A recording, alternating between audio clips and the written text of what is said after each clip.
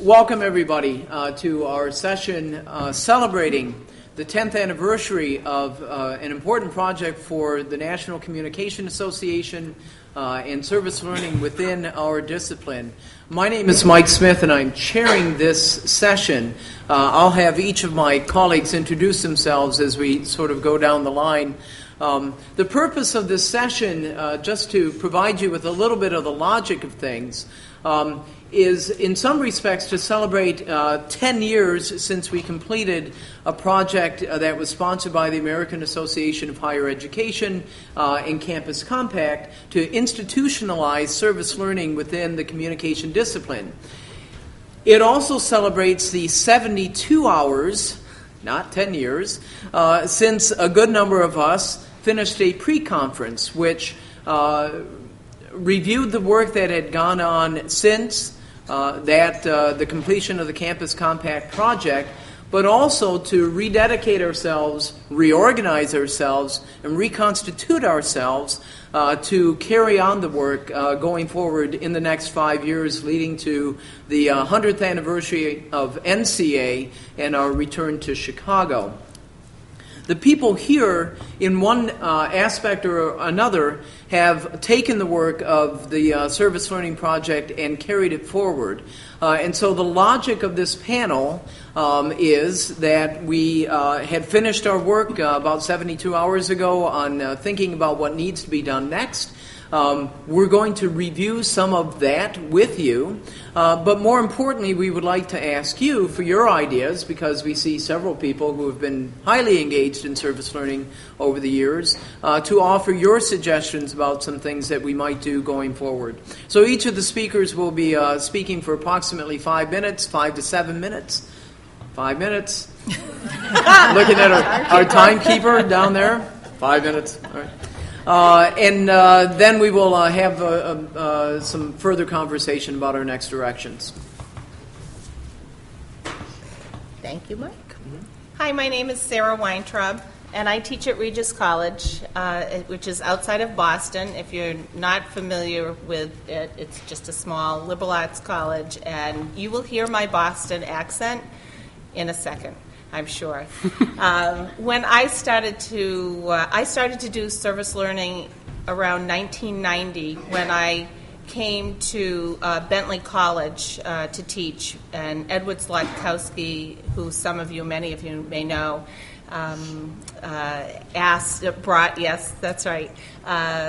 asked us to engage in service learning. And at that point I said, what is service learning?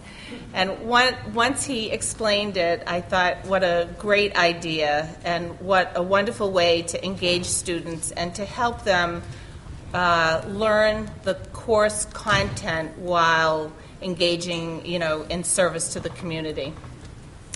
When I first started to present at NCA, and I would say I'm giving a paper on service learning, everyone would look at me and say, what is service learning? And I would try to give them the very quick update. And as I started to present papers, some people, you could just see the energy in the room. And one thing I have to say before I give you the history is that if you haven't done it, it's a great way to invigorate the curriculum, and it's a wonderful way to engage your students, and it's a simply fabulous way to engage yourself as a faculty member. So I am going to go through a little of the history, and Sherry Moriali, who was not able to be here today, really while she worked at NCA, and she's still a champion of service learning, really helped us to get off the ground, and as did Jim Applegate during his presidency, and Judy Pearson during her presidency as well. So this is the part where I need my glasses on. Anyhow, when we first started, we were, again, it was a sort of a few of us, and I'll never forget the time when, after I gave a paper, John Smith from Ohio University called, and this is before email even, I guess, yikes, called me and said that he wasn't able to attend my session, and he wondered if I could send him my paper. And I said, you do service learning? Yeah, I do service learning. And then I found out Christina Beck did service learning, and then we found out that Paul Sukup did service learning out at Santa Clara. So there were others among us. So it's when things kind of, before we even got into the whole grant thing and what I'm going to tell you, we did wind up, one of the tasks that we decided was to do the tool, before the toolkit even, we had Voices of Democracy, which was Service Learning and Communication Studies, and it was a combined publication of NCA and AAHE. And then we were lucky enough to get a grant. People, many of whom are in the room, like Dick Conville and Shirley Levin, and Mike and myself, and I know Tony Whitfield and Daniel Crone Mills and David Drogi. We started together and we divided up tasks. Shirley did assessment and resources, and some people. I worked with Dick on the toolkit, which went up on the website, and everybody people did surveys, and it was great. As we started to do our tasks, we gathered more and more information and more people to join us. So we have accomplished a lot. And the goals of the grant originally were to create awareness about service learning and communication, to spread the word in the communication discipline, and encourage participation and institutionalize service learning in NCA. I think we have really worked on those goals, and now 10 years later it's time for us to re-engage and reassign ourselves tasks and to get some ideas and to go forward from there. Is that okay? Thanks. Did I make it? Hi, I'm Peggy Sue Newcomb, and I'm at John Carroll University in Cleveland, and I don't have quite the history that Sarah does, about 10 years of service learning in the classroom and that. But what I'd like to talk to you specifically about is communicating common ground, which I probably have about 6 years of experience with. The Communicating Common Ground project was a collaboration of the Southern Poverty Law Center, Campus Compact, and the National Communication Association under Sherry Moriali and Jim Applegate. And I think that it was the real value is that it our role of engaging communication, both scholars and students, in what was then, and I think probably still is, one of the most pressing public problems at the turn of the century, was reducing prejudice and hateful acts based on racial, ethnic, gender, religious, other human differences that we are facing as a society. And I think that the model of communicating common ground provided a systematic method to engage our colleagues with the community, engage our students in the communities, and examine the social challenges that we're facing those communities and look for solutions, ways to change. And we all know from the research that those points of contact, when we learn that those people aren't that different than we are, is what's changing. Changes our minds, changes our hearts, changes our attitudes. And so what these real world, I'm always hesitant with that term. I don't think that college isn't real, for one thing, but I think when students step out of the classroom experience, the curricular, intellectual engagement, and begin to think about ways that learning transfers out to the community and to the people they deal with, the people that they engage with, we see a much deeper form of learning happening. There was a four-pronged mission to CCG. It was to educate people to the contributions of diversity to a stronger democracy, to foster engagement between higher education and P-12 education, and between schools and communities, to promote service learning as an effective method for enhancing student learning and civic responsibility, and to promote research that identifies ways to reduce prejudice and the problems it presents to our democracy. This program had initially in 1999 30 partnerships formed, which is an amazing reach for a brand new program. I think that's been continued to grow in many positive ways. Currently, we have 96 partnerships, many of which are still active nationally.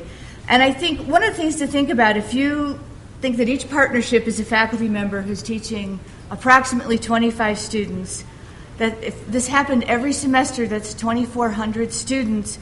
If each student reached 5 people through the work that they do in service, we're talking about 12,000 people each semester or quarter who we would be reaching with a very positive message.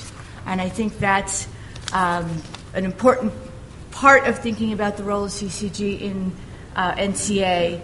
I think that we know that it's had some challenges, as does all of service learning. It's not necessarily pervasive in rank and tenure promotion decisions. I think that I direct the Center for Service and Social Action at John Carroll, and while we've seen an increase in the number of faculty using service learning within the classrooms, we still, particularly untenured faculty, say, I can't do it, my chair said not to, I don't think I can invest the time, it might be too hard. And so working around those obstacles, which commonly with service learning and also with CCG as a subset of that. I think that finding ways to educate our colleagues about CCG and the work that it does, the ways that it enhances learning as a form of service learning is really important. I think one of the biggest challenges we face right now is awareness of the program that we have and the quality of learning that comes from those experiences that students are engaging in through the classroom. Some examples of the service learning work that we're doing. We have a group who's working on social documentary, and they work with prisoners at a regional jail to teach journalistic techniques such as interviewing, composing, editing, and photography. Together, the students and the prisoners examine their own convictions about life and identity in an effort to find common ground between these seemingly disparate groups. The learning that comes from that is phenomenal. We hope that as we move forward by 2014, we can, again, reach more people, perhaps even tripling as we've done in 10 years, the number of people involved. Hi, I'm Jim Applegate. I was president of the association in 2000 and I'm proud that I had something to do, a little bit to do with launching some of this work that has continued through the last decade. I guess what I'd like to do is take a political look at this. I mean, I think from whether it's the Communicating Common Ground application of service learning, or yesterday we had a similar panel on the scholarship of teaching and learning. We didn't have this many people at that panel. And so I think, when I think about this in change strategies, I think thinking about it in relation to NCA, I always thought of it, any institution, it's an inside-out strategy. That is, if you really want the inside of the institution to sustain and care about certain things, you have to connect it to things the institution cares about on the outside. I think the first thing, when I thought about this, and I went back and read a couple of things I wrote 10 years ago, wasn't quite as smart as I remembered it being, but in any case, I think you have to sell this, you have to put this in a larger context. It's not about service learning. It's about an engaged institutions and engaged disciplines that really do think about how they engage their intellectual capacity to make a difference in the quality of life of people in this country. And so if you think about that, service learning is one tool to do that, to engage students in learning. I think actually scholarship of teaching and learning can be thought of that way. It's connected. Engaged scholarship, as Boyer talked about it, around the kind of work that we do. It's not applied versus basic distinctions. It's thinking about the work we do in communication and how it either in the shorter or longer term is at least has in its bailiwick a sense that we're going to make something better. We're going to make a difference. Communication is going to improve. We had a scholar long ago, and I'm blanking on his name now, that's terrible, but who wrote an article I thought was quite interesting, I don't know if it's right or not, about how communication as a discipline was more like medicine than it was like physics. In the sense that medicine does basic research, medicine does other kinds of work, but ultimately in the medical field, what you're striving for is improved health. You're trying to cure diseases and make things better. And I think that's a nice analogy for what we're trying to do here. So I think you have to see service learning and these other pieces in the larger context of what would a discipline and also what would an institution look like that really took this seriously, took its responsibility. People use words like stewards of place.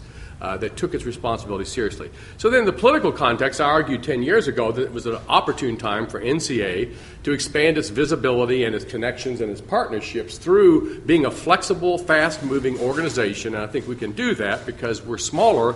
I mean, if you want some of these large disciplinary associations to act, it takes years because they have to go, but we can make decisions fairly quickly. I think we gained a reputation as an organization that you could bring to the table that would get something done in a hurry. And if that context, so in the course of this time, I think we certainly have developed a body of work through a lot of people in this panel, not me, and people sitting out in this audience. We understand what effective practice in this area looks like. We know that.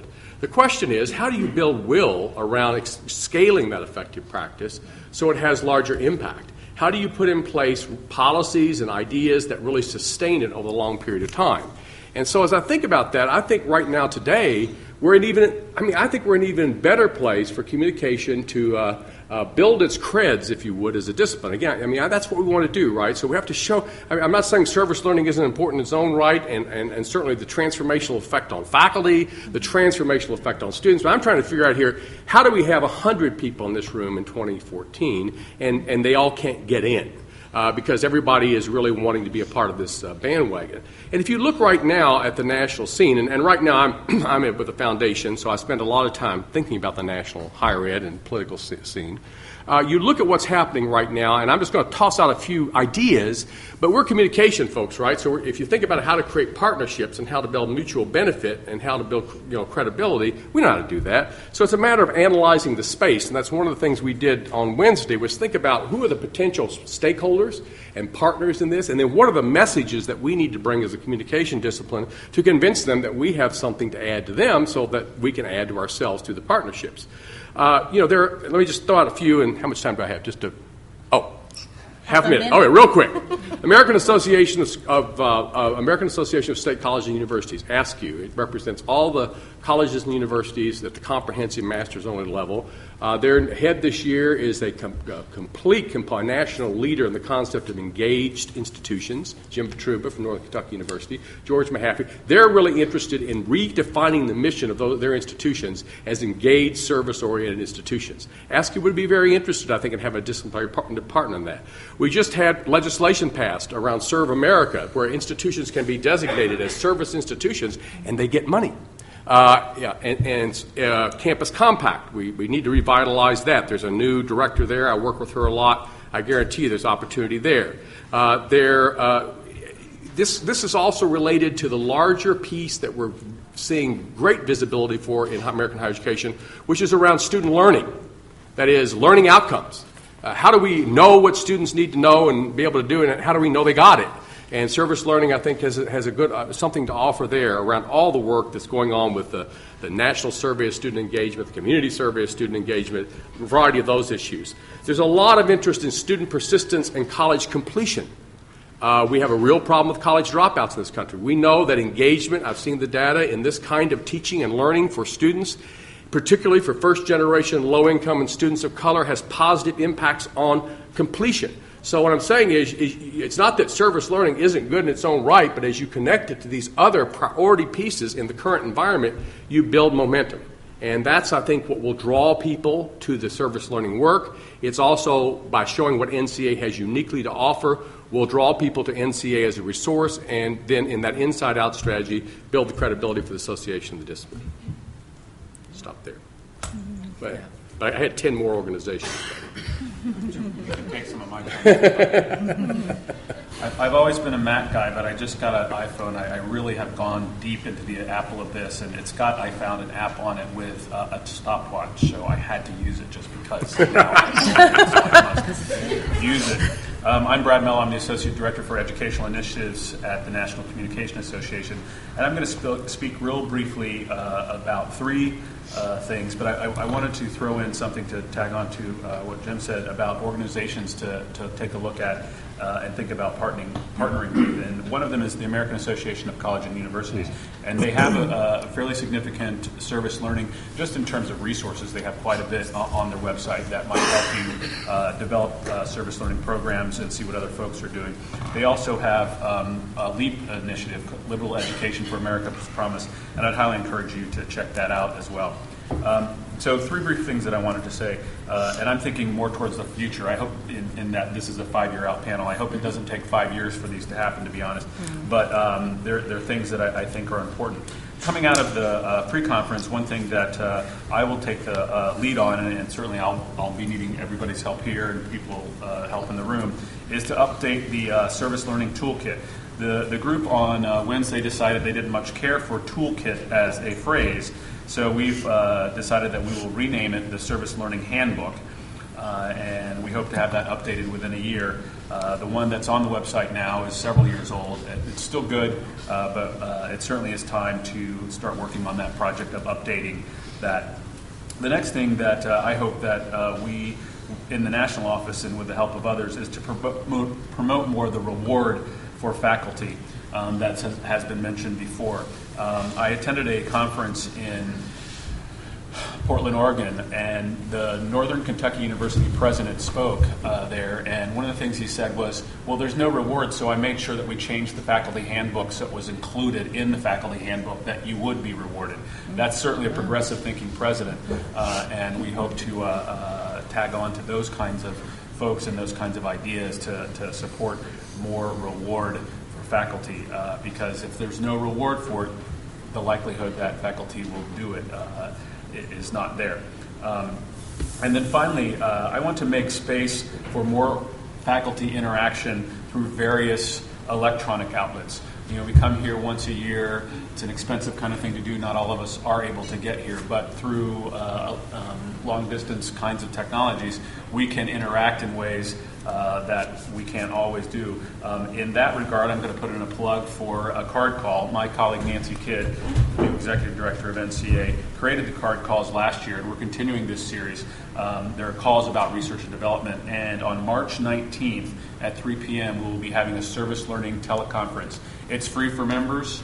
It's an hour-long session, and you can register on our website. Just go to the website and click on the card call button. I don't know if anybody has participated in them previously, but they really are quite unique things. You may find other card calls you want to be a part of, including this year. All our distinguished scholars are spending an hour in a teleconference presenting some of their research. So if you couldn't get to their panel here, like one of Carol Blair, she's one of the distinguished scholars, you could listen to her. Hers has already occurred, but these also become a record because these calls are recorded. So even if you couldn't do the service learning card call when it happens, you'll be able to download an MP3. And if you're like me living in DC, I'm on the Metro, which isn't that bad, but but I'm stuck on the Metro for a half hour every morning. I can download it onto my iPod or now even my iPhone and listen to it on the way in. So these are the kinds of things that I'm hoping to happen while I'm there at NCA to build these electronic resources so we take what happens here out into many other venues that many other people will have access to.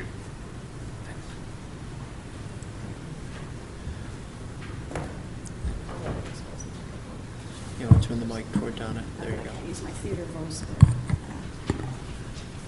Thank you. Good. Give me 5 minutes on that, too. Yeah, that'd be great. I know I will get timed over there, too, but just to see it live and in person here would be awesome as well. Good afternoon. I'm Donna Pulaski from Creighton University in Omaha, Nebraska, and I've been working with service learning for quite a few years and on the task force with many of these fine folks up here and out there as well, so it's my privilege to be here.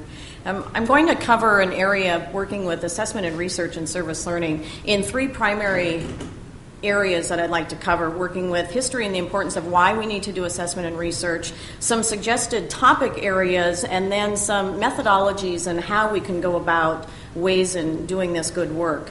And just as a brief history, and I will try not to duplicate what others have said, and this obviously is not an exhaustive list, so I'm just going to hit a few nuts and bolts. Campus Compact, like was mentioned before, was started in 1985, which is now a great clearinghouse to go to find a lot of this information. 1994, we had the Michigan Journal of Community Service Learning. Editor is currently Jeffrey Howard, so that's a great place to go and find a lot of our current information. 1997, we had the monograph series for 18 different disciplines from the American Association of Higher Ed. Ed Zlykowski was the editor. Many of you have probably been in several workshops from Ed Zlykowski, and he is a very strong NCA supporter of service learning. Since then, we've had a lot of special issues and different things within our own discipline. The Journal of Applied Communication Research has published a lot of our work, and there is a special issue in the Communication Teacher as well. And a brand new journal that has just come out, and you probably won't be able to see it anymore during this conference because they probably have closed up the publications area. But the Community of Engagement and Scholarship is a new journal that just came out, and in January they're going to start 3 different issues of that. So that's a new journal that has come out that is kind of nice and new and exciting. And Dick Conville in our audience is on the editorial board, and I apologize if others of you in the room are also on that editorial board. I just know that Dick is. So we've done a lot of things with research, but one of the arguments with that is that we've done a lot of similar things with research and assessment, and we need to do some different things and some better new initiative things with research. And why we need to do some of that is in these strong economic times, we need to look at making a stronger identity for ourselves, legitimizing ourselves, not just in our own institutions, but across several disciplines. And then also we need to do a better job with assessment and some more empirical research, and then also just using information with assessment and research for budgetary reasons. We have a lot of these assessment instruments. We have FERCO, NESI, SESI, all of the acronyms, but do we really do a lot of different things with that information to really enhance our own budgets and different needs that we have on campus? So a few topic areas and things that we can do. One was mentioned, which is the promotion and tenure. If we want faculty to get rewarded, we need to do more research, legitimize our service learning in those areas, and really promote that research. And then to look at how are faculty changed by doing service learning? What are the impacts, and what is the collaboration and things that faculty do across service learning with others? In terms of students, we know that it affects students, but research has asked us, how does that happen? Do students really get better retention, and in what ways? And not just retention in the institutions, but do they stay more in the states? Some of the current things that are happening tells us that students are staying more in their states, but did we know that prior to now? What are the systemic changes over time and the cultural impacts that are taking place? Students are now becoming more advocates of social justice, but do we know how and in what ways, in more critical, deeper ways than that surface anecdotal kinds of information? What about the long-term sustainability impact and the empowerment of our community and our community members? What about the relationships between the community members and the institutions themselves? Everybody says, oh, we have great community partnerships with our community members, but do we have a lot of that data from the community members themselves that tells us that information? And the institutionalization on our campuses, in what ways and how is that being done? And what are those best practices? How is it being enacted? And how is that being maintained? And what are the perceptions of that faculty and the institutions and the administrators? And just lastly, how do we go about doing this? Service learning is very unique in the way it's being done, and we need to do a lot better job of collaborating, not with other disciplines, but with the practitioners. We work with service learning folks in the organizations. What better individuals to help us collaborate with a lot of those research projects than those with whom we are trying to make that difference in the community? And the dissemination of that research should also be done with our community partners and with public health facilities and community organizations, and back to our PK through 12. Those are the individuals that are being impacted by what we're doing, so the language and how we make that applied research should also go out to all of those communities, and longitudinal research as well. We do a lot of one-shot, semester by semester, but we need to think of the transformation in the long term. So we're all passionate about service learning. Take those passions out, keep doing that assessment, but think of it in a deeper, richer capacity so that everyone else catches on fire about service learning as well.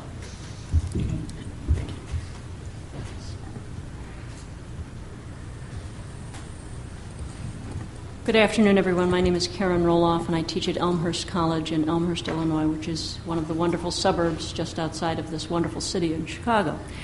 My role here this afternoon is, my assigned topic is to position service learning and reflect on the position of service learning within the broader domain of experiential learning. So I kind of approach this as a past, present, future, and especially since we're thinking about 5 years out. We have, and Mike referenced that it's been 72 hours since we came together in our pre-con. So we have learned and relearned and affirmed and reaffirmed in the last several days about the rich history of service learning in this context of NCA, dating back to 1978 with the collaborations that have been mentioned. It was so important then as it is now that this initiative and this ongoing initiative and commitment receives the consideration and the recognition of our national office. So we're grateful for that, and we're going to continue with that with some of the initiatives that Brad has mentioned. That is very important. Interestingly, that 1998 seminal work was largely underrepresented, not misrepresented, but underrepresented in a booklet that we put together last year commemorating the 30 years of the Experiential Learning and Communication Division. That's on my shoulders, and I promise on this that I will revise and resubmit and give it the notice that it is due, and I will do that before 5 years out.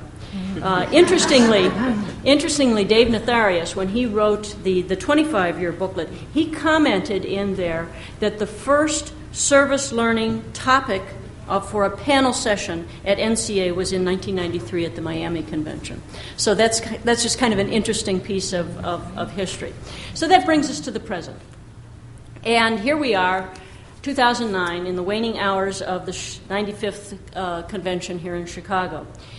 This has been an incredible week. We had one pre-con, just in terms of quantifying what a week this has been for service learning and for experiential learning. We've had one terrific pre-con. No fewer than 3 short courses had either a focus entirely on service learning or experiential learning. Out of our panels, we've had no fewer than 4 of our panels totally focused on service learning. So it's been a terrific week, and thanks go to Mike Smith and to MJ and all of the people who worked to pull this together, and certainly to all of the presenters. That brings us to looking forward to the future and the larger picture of service learning and experiential learning. We have a rich history, we have a strong present, and we have a very promising future.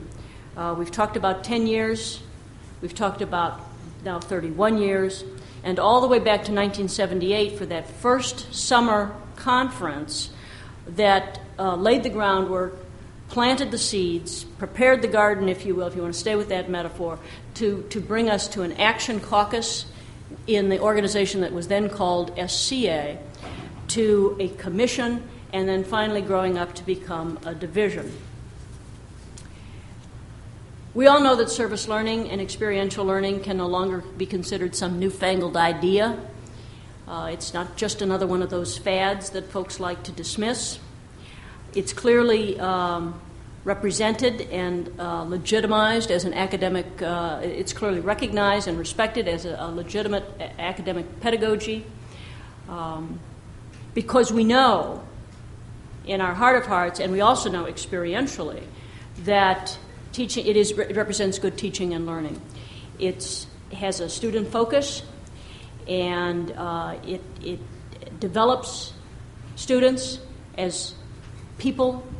It reaches out and promotes student learning. It is at its best cross-disciplinary, interdisciplinary. It is cross-curricular within our communication discipline. It represents the very best service learning, and experiential learning represents the very best in involving many faculty who probably wouldn't have thought of themselves as experiential learning teachers. But we've been able to bring them into the fold. We're communication people. We talk for a living. We're persuasive. We're persistent, relentless, all of those things. Service learning, experiential learning promotes the best in outreach to the community, framing partnerships, forming partnerships, tearing down some of those ridiculous town gown walls, building bridges. That brings us to next year's theme. What is our role as service learning and experiential learning practitioners? Certainly to continue the recognition of this pedagogy, that it is valuable. We know that it is increasing in numbers. Our role is that of evangelist, to continue to raise the bar and grow the field, peer-to-peer development and professional development, and most importantly, to mentor those folks who come in to our fold. So I'm glad to be a part of this, and I'm glad that you all are here to share in this. Thank you. I get the privilege of being a bookend and also to fulfill a dual role, almost literally a bookend at the other end of the table. But right now I have a dual role, one of presenter and then as chair as we transition into our conversation about what you would like to see us do over the next 5 years. By Sarah's invitation and good graces, a few of us were able to gather at the Eastern Communication Association convention in Philadelphia, which, by the way, I'm from LaSalle University in Philadelphia. I didn't say that at the beginning. There were a lot of good. It was sort of a pre-conference because we began to talk about the sorts of things we wanted to explore here in Chicago. I made a few points about what associations can do to promote service learning, and I guess what I would suggest is what all of us can do. I have a copy of those points on a chair in the front of the room. If someone wanted to grab them and pass them out, I would appreciate it. I will not read them to you because you can read yourself. If I really wanted to do that, I'd put up a PowerPoint slide and read from that for you, but I'm not going to do that. What I will say, though, I just want to highlight these, for the agenda, and then also to report to you some of the things, some of the ideas that the pre-conference folks came up with for agenda items going forward, at least into next year and a little bit beyond. What can associations do? You have heard some of this already, but to put a frame around it and give you an action plan, perhaps. Encourage high-quality scholarship related to service learning. I have to say that between the top 3 paper panel and some of the sort of individual paper presentations that I've heard thus far this week, we are producing that. We need venues for it, but we are producing some high-quality scholarship and need more. Encourage subdisciplinary benchmarking of the best practices. One of the sort of challenging things at NCA is all of the divisions, almost every year, has a service learning in fill in the blank kind of panel. And it strikes me that over time there should be some best practices that scholars, practitioners, teachers in those divisions should be able to say, if you're teaching or using service learning in public relations, what would that look like? And that would be a project I think the divisions can take on. Encourage critical discussion of the assumptions, claims, and limits of service learning. We've all talked about how transformative it is, the effects it has on students, faculty, whatever. But folks, we're critics. We come from a critical tradition. And there are some folks who have critically questioned the assumptions, the premises, the ultimate effect of service learning. And I think we need to not only acknowledge that, but perhaps embrace some of that so we can critically evaluate the claims that we're making. And if they don't hold up, find some ways of either proving them or not. Provide some opportunities for novice and veteran service learning practitioners.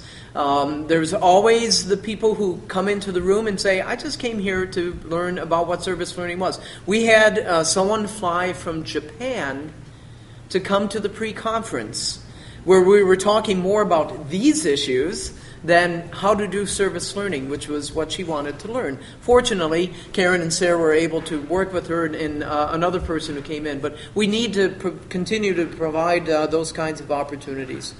to provide advocacy on matters related to support for service learning initiatives, including government funding, state support, foundation support, etc. That's why we're glad to have Jim here. Coordinate with funding organizations to provide institutional support. Campus Compact has given some grants and others. And the model from which we were working, I think, served us well. Encourage leadership from members on service learning initiatives. That means you folks, and not just us, especially senior scholars. It was striking to me, again, I mentioned the really outstanding papers I had seen. 2 of our top 3 papers were student-written papers. And on the one hand, that's very exciting because I believe in preparing future faculty, and that new faculty members have a keener eye and a sharper ear for this sort of pedagogy. But it would be good if some of the senior scholars in the field were embracing engaged pedagogy, service learning, etc. Secure an administrative home in the association. We've begun to do that. More on that in a moment. I've already mentioned preparing future faculty, recognizing outstanding program scholars and students. We do have a top paper award in the experiential, top 3 paper award and student paper award, but we should celebrate more of the work that's going on. And finally, to create and promote discipline-specific benchmarks for promotion and tenure standards, and we've talked about that sort of rewarding. Those are some thoughts. Those are items for an agenda that might carry this work forward over the next 5 years. Here are a couple of several specific action items, and I asked Clark to indulge me a little bit here because I'm wearing 2 hats. Just a little, like 30 seconds more. These are some of the things that we discussed at the end of the pre-conference. And I say these as a way of saying if you want to become involved or if you have other ideas for what we do in the next year, the next 2 years, the next 5 years, this is where we begin to transition into the conversation. Brad mentioned a couple of those already about the revamping the toolkit or kit to be named later publication. Brad had also talked about a virtual faculty lounge and some other sort of online, multimedia kinds of initiatives. We are hoping to develop service learning mentors, discipline-specific, institution-specific mentors, and a directory of those folks who would be willing to work with faculty around the country as they develop service learning courses, etc. Karen Friesen, who is not here today, and her timekeeping roles are being taken by Clark, her husband and partner in service learning. She is gathering syllabi and other examples of courses from the discussion circle so that we will begin to rebuild the database of syllabi and things that we have.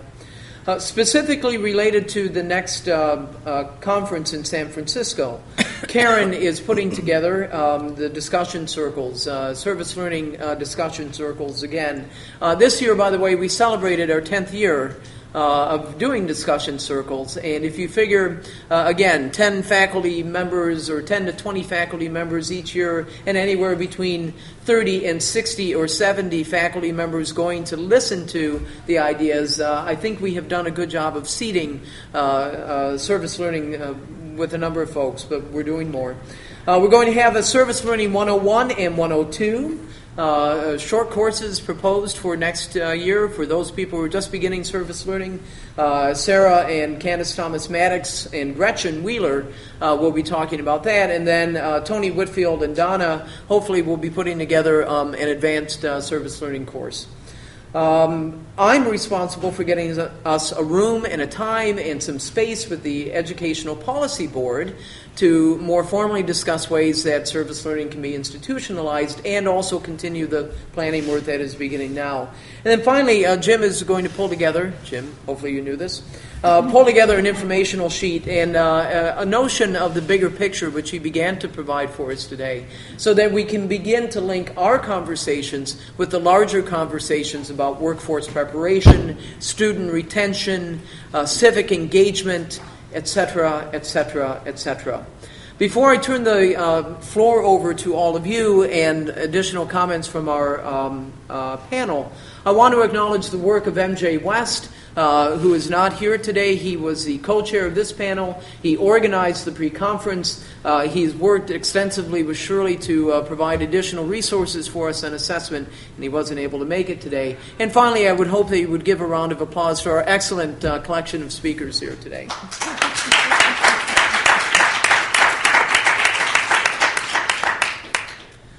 The floor is open to comments, suggestions, additional ideas for agenda or action items that you would like to either volunteer for or see us tackle.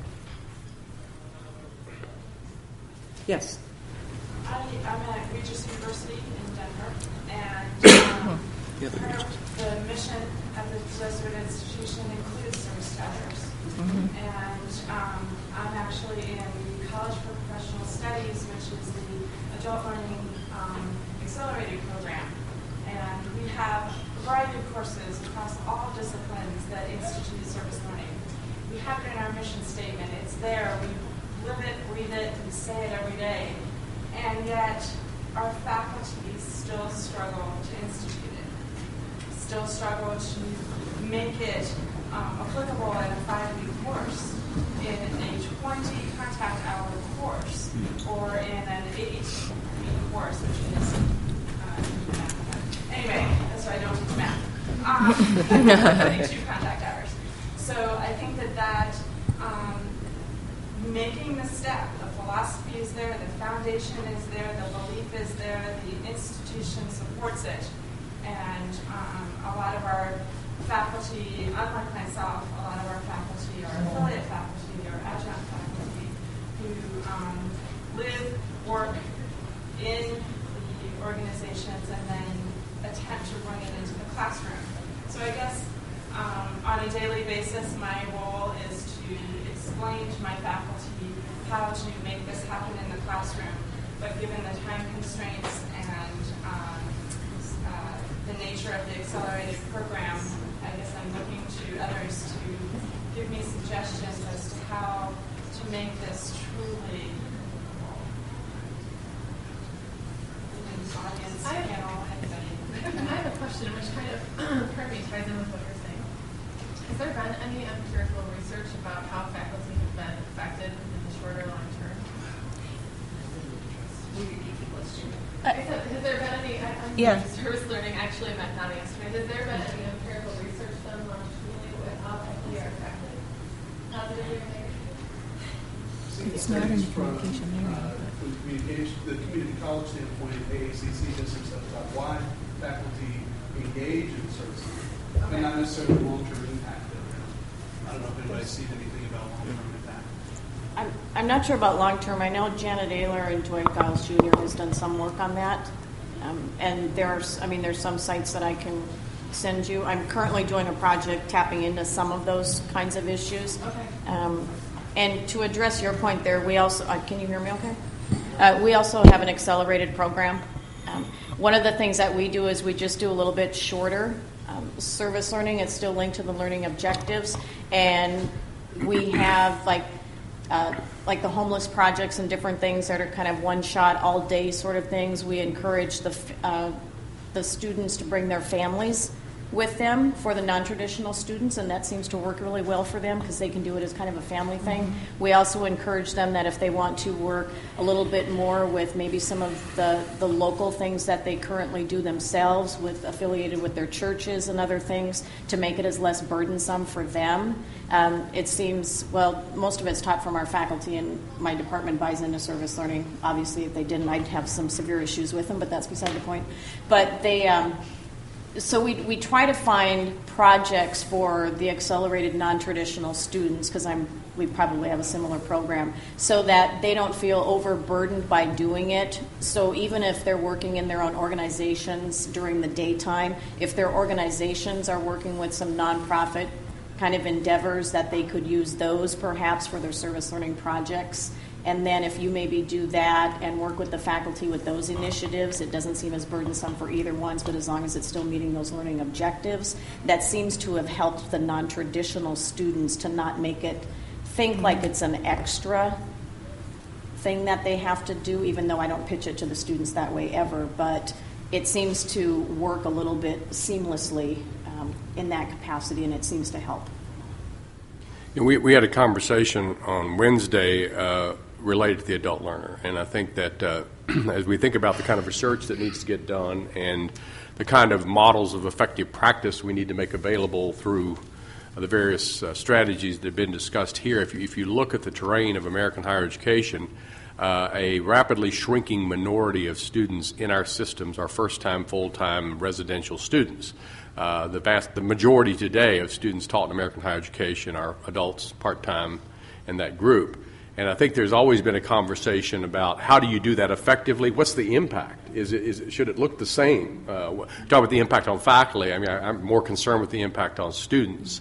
And it ties in, again, I think the thing we have to think about is, and I hate to keep kicking my dead horse here, but is how do we make the case that this makes a difference around issues that people care about? I mean, it's nice that, I mean, to be honest with you, I mean, it's great that an individual faculty member gets transformed, has a kind of Saul to Paul, event on the road to Damascus with service learning. But I think if you want to institutionalize this, and we also talked about the need for this to be institutionalized because it can't be one-off. If you're trying to create meaningful relationships and engage with community partners, someone used an example on Wednesday, I was somewhere, and they talked about, well, you go and you help some organization and you do something around effective web portal and connection, and then that's over. And nobody's left to maintain the web portal. No one's left to keep it up to date. And it just goes away. And community partners aren't looking for one-offs, typically. So you combine those two. I mean, those are kinds of things. Or I had the most interesting conversation. Maureen Curley, who is the new head of Campus Compact, wanted to come talk to me at the foundation. And everybody wants to talk to me, wants to talk about funding. But I thought, well, I've been a campus consultant or whatever it was for Campus Compact. I love the organization, and I'd love to get a chance to talk to Maureen as the new director. But I thought, this isn't relevant to Lumina's goal, which is to get more students into and out of higher education, dramatically increase their education attainment rates. So then she brought some data. Amazing what data can do to a conversation and good research. And she said, well, it turns out for the records they keep, which are hundreds of thousands of students all over the country doing service learning, the majority of the students who do service learning are low-income, first-generation students of color, et cetera. And it turns out, this is what surprised me, by their numbers, the majority of the service learning going on in American higher education that they track is going on in the K-12 schools. And then you find that the students in college who are first generation, low income, et cetera, we don't do very well by those students. The dropout rates for those students in college are pretty high. The students who do that kind of engaged service learning kind of work persist and succeed in college at higher rates than matched cohorts like them who don't do that. So I'm just using that. So then all of a sudden, I'm sitting at this foundation with this goal and this strategy, I'm thinking, well, maybe service learning is relevant to what we care about. So that's kind of what I'm trying to get. Thinking about, there are states, I travel state after state, and they're finally waking up to the fact 38 states in this country cannot sustain their economies, not that they're in very good shape right now, but they can't meet the skilled workforce needs and the things they need to do between now and 2018 without the adult learner. They can't. They don't have enough children. We've run the numbers. If they took every baby born in Ohio, Indiana, Wisconsin, Tennessee, Kentucky, Louisiana, on and on. If they took every baby born and made sure that every single baby made it through high school, that's a big challenge, and got to college and got a degree, they wouldn't be where they need to be. They've got to reach out to the larger adults. So let's assume you've got a state where the governor and the legislature and even the institutions occasionally wake up to the fact that we've got, I was just in Tennessee. Tennessee has 670-something thousand Tennesseans with some college and no degree. Okay, and so so they want to reach those people, and then how do we reach them and get them back and engage them and keep them in school and get them their degrees? Well, and so that's, anyway, so I think those are a couple, it ties to your points about research. If you want to make that case, you can't just say, well, it's good for adult learners to do service learning. Well, first of all, it's tough for them because they've got families and kids and jobs and all this other stuff. So how do you do it? What's effective practice? And then what's the outcomes for them? And that's the kind of work I think that will drive this agenda in a big way, not only inside NCA, but nationally. Sorry, that was too long. There was a point I didn't want to lose, and because I wrote it down, and it might be worth following up on at some point. And you were also asking about, or someone was, about adjunct faculty as people doing service learning, and that presents a whole set of challenges. We had talked about reward systems and that, assuming, again, the traditional tenure-track faculty member, when in fact many of our departments are hiring large numbers of adjuncts, and we would still like to see service learning done in the courses that many of them teach. So I don't want to lose that point. I'm not sure we have suggestions for it right now, but it certainly is something that we need to look into and research, I believe. Yes, you had your hand up. Yes, sir. Speaking of adult learners, many of them are increasingly learning online. And so my question, I direct a master's program at Applegate Christian University that is online. And so I'm wondering what the implications are of service learning online. Are any of those discussions in online classes, are those discussions taking place? What's the status of that? Somebody else wants to go? Well, I mean, I don't know of any, but I think because service learning takes place beyond the classroom, I think whether you have an online class and are meeting with them virtually, or if they're there face-to-face, the assignment itself or the project itself could still be carried through with just the same. Even my students, when they're doing a project, often gather, they do the project completely not during class time, but oftentimes they come back to the class and I give them some time to meet. But I would imagine that they could meet virtually about the project. So, I mean, I think that you could still work it out even if it's online or...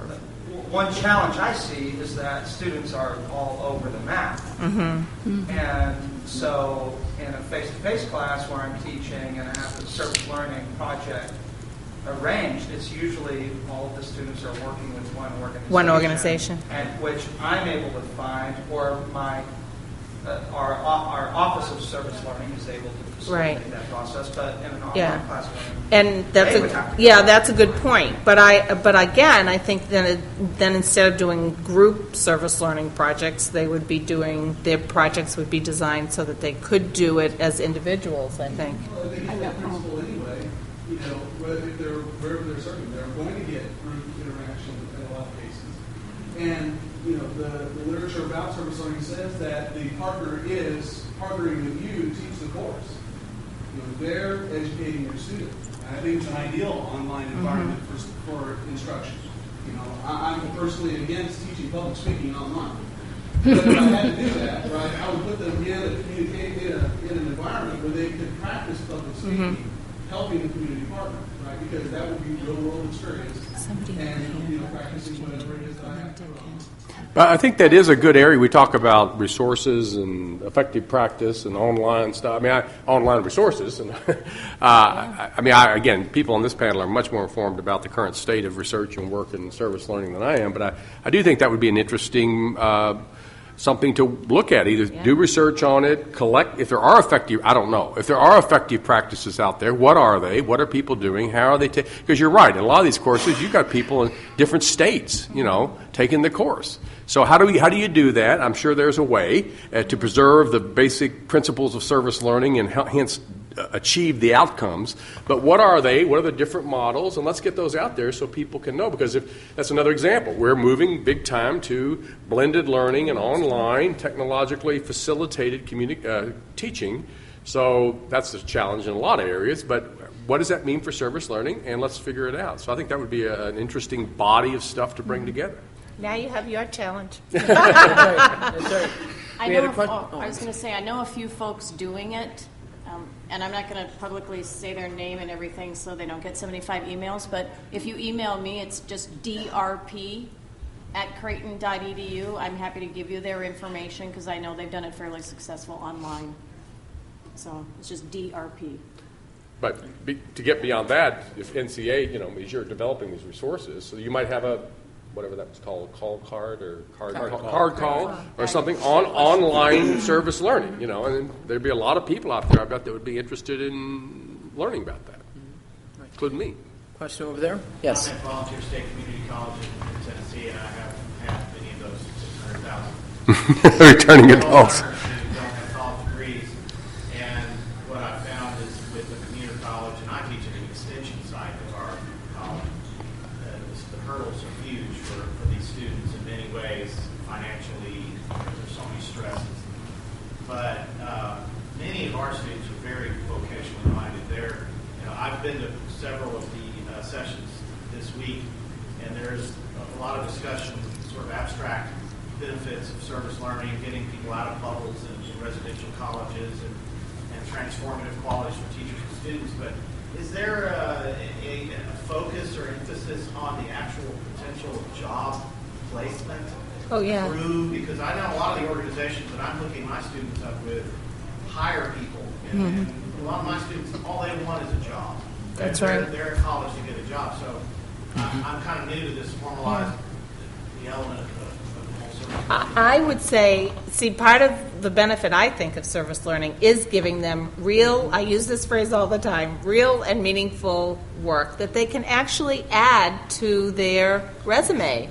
And so I always encourage them either through a portfolio or just a line or whatever line on their resumes. So I think that's one of the big benefits. And actually, we've been lucky enough to have, for example, I had a student who was part of a group who worked with the American Lung Association, and after graduation, she got hired by them. Same thing happened with the American Red Cross, our local chapter of the American Red Cross in Boston. And so I have a lot of just sort of happy stories where it has helped them. But when I've had students redesign websites or create press kits or just really stuff that they can then say on their resumes, and I think it's been great for them to help them as they graduate. They graduate with experience, or that they can actually tie to a resume. Karen, Dick, and then Julie. Right, Karen, were you going to respond? I thought you were trying to say something. I was just going back to the online question. I mean, I think there are some unique challenges to that. I don't see them necessarily as insurmountable, but I think it would be a terrific idea to bring some of that together for either the archiving and resources in the national office, but also as a panel for next year's conference. I mean, because I think that there would be a lot of interest in that, and probably a lot of case study kinds of things to share. That was all. Okay, Dick. Because of thinking an opportunity that some of you might be interested in colleagues as well. It's the Gulf South Summit on Service Learning. We're in our 9th year now. University of Georgia had these activities during March. Kellogg Center at the University of Georgia. In recent years, it draws 400 people roughly. Last March in Baton Rouge, 37 states, 12 foreign countries, a practitioners conference, opportunity, however, to present very practical kinds of papers, there are panels, but there are all kinds of workshops. So it draws the cream of the crop nationally in terms of leadership in service learning. It's always there, and it's a great way, if you want to practice over your colleagues for a quick infusion crash course, 3 days at the Athens, Georgia. And by their March, Google Gulf South Summit on Service Learning. And Gulf South has a high hand on it. We had fights over that. Leadership group that I helped plan.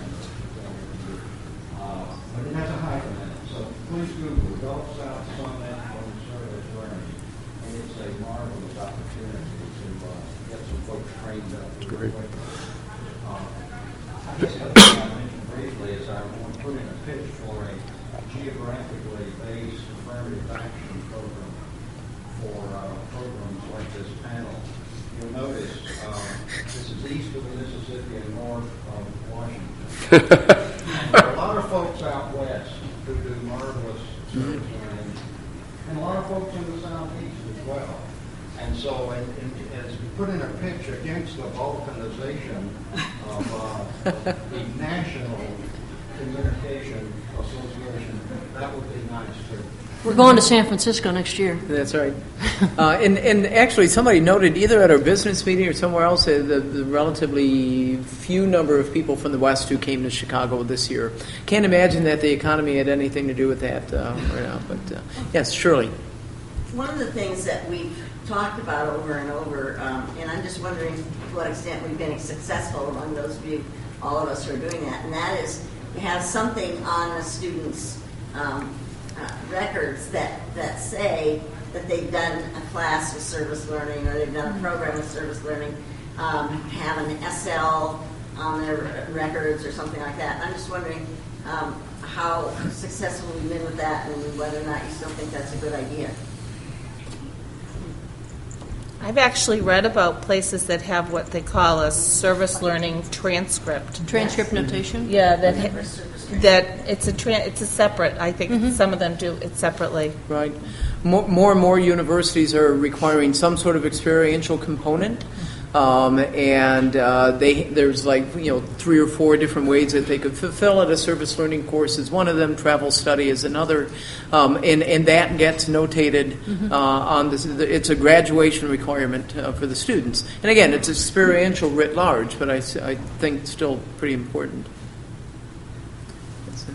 I was just having a couple thoughts about the 5 years out issue in terms of coming back to the outcomes question, and I'm wondering, as service learning has reached the stage of wide acceptance and it's not marginalized, if it makes sense to start to look at the outcomes along the lines back into the fold of broader experiential learning, such as you just mentioned. Study Away makes similar claims, internship programs, in terms of the kinds of outcomes that students experience. And so I'm wondering if it would make sense to sort of celebrate the commonalities as well as sort of saying what is distinctive as well alongside that.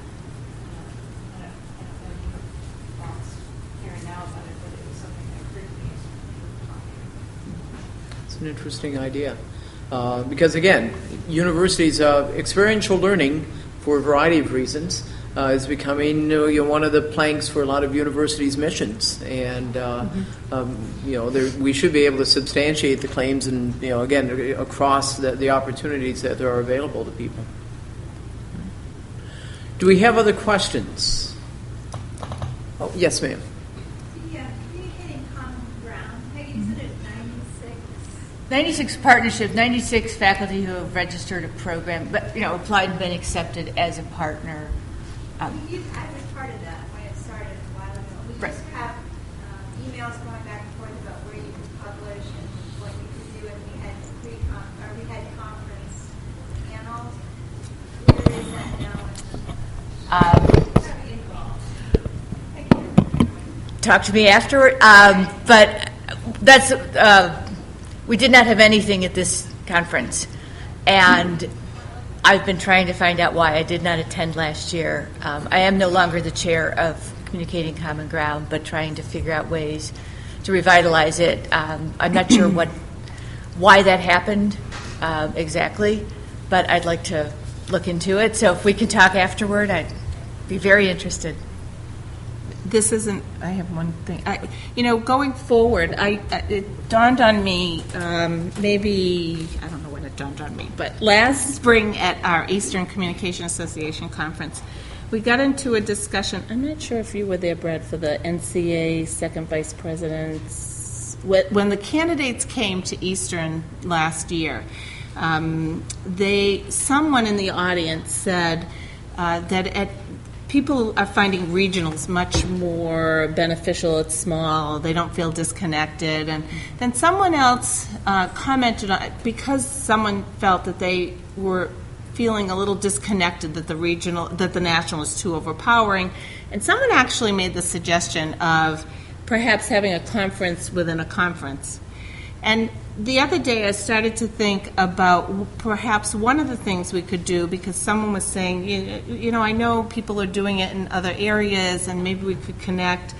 And maybe it would be a good trial to you know, a pilot to run a sort of a convention within a convention, in that you would have a theme, and maybe if the theme was service learning, and you could highlight those, you know, sort of, you wouldn't mandate that everybody attend every session on service learning, but you could at least highlight those as a theme and show how the different divisions are using service learning and people within that. So you could give them almost a list. You know how the planners always, so the chairs of divisions send out sort of a list. This is all of the programs that will be happening for experiential, and these are all the ones that are happening in instructional.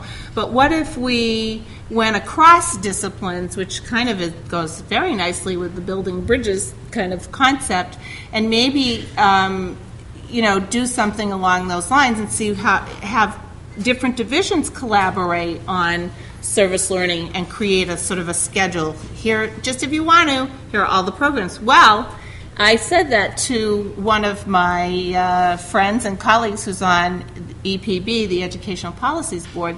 One thing she pointed out to me is that, and I did not know this, that EPB publishes all, they have taken all of the service learning programs. Is anybody else aware of that? And they put them on the website, or they're accessible on. I mean, I knew that I could go into my program and do a subject search, and that would come out. But they did the work for me, and I did not realize that. And I think if we sort of worked at that and made it much more visible. Because I actually went to the website today and I couldn't find it. But she said that they do that for that, and maybe even for scholarship of teaching and learning. So I think that might be something we could work on concretely and propose it and see how it goes. Maybe it would make some people feel like they had a little convention and a convention, and that they had a group of a cohort that they could kind of travel with, go out to lunch with, or whatever. Anyhow, that was. But one thing I want to say one more thing. I really wanted to thank NCA for giving us this opportunity and this forum, because I think it's really an important thing, and I'm very grateful that we were selected as one of the 5-year-out panels. Right. You know, one other thing, in addition, I think it's a great concept, but we talked at the Wednesday meeting too about regional associations, speaking to Dick's point about balkanization, and also state. I noticed there were 2 or 3 programs here around the health of state associations. I think we have those every year, and the health. Let's just say the answer to the question seems to always be the health is varied. But if you think about it, let's just think about service learning for a moment. I don't know that they're working to have state campus compacts in every state. They're close. They're getting close. So there's a state campus compact, and that, okay, and they are structured where they're usually housed at a university, but they serve all of the higher ed community in the state. The board of the state campus compact, by definition, must be presidents of the universities involved. They have an executive director, etc. Well, I'll just use my former home state of Kentucky. So you've got the Kentucky Communication Association that meets down in the beautiful lakelands of somewhere of Kentucky once a year, and you've got the Campus Compact at Northern. I don't know that they ever talk to one another. Yeah, wait a minute. Yes, the advisory committee meets before. Good. Because I helped hire the director, and I know she'd hope that I can't remember her name, but there's a regional engagement conference, and yeah. Anyway, you get my point. That there's an opportunity there in state level. There's a partner where this, and I think we've all argued, I think correctly, that communication has a very special role to play in advancing the understanding of service learning and how it works, and it's particularly appropriate to our discipline. So making sure all our state associations are linking up with all the state campus compacts, just as a very concrete, all of a sudden you've got, and the campus compacts usually have resources, which the state associations usually don't. But they have learn and serve grants, and all the institutions have to pay dues and all that stuff. We are at the end of our time.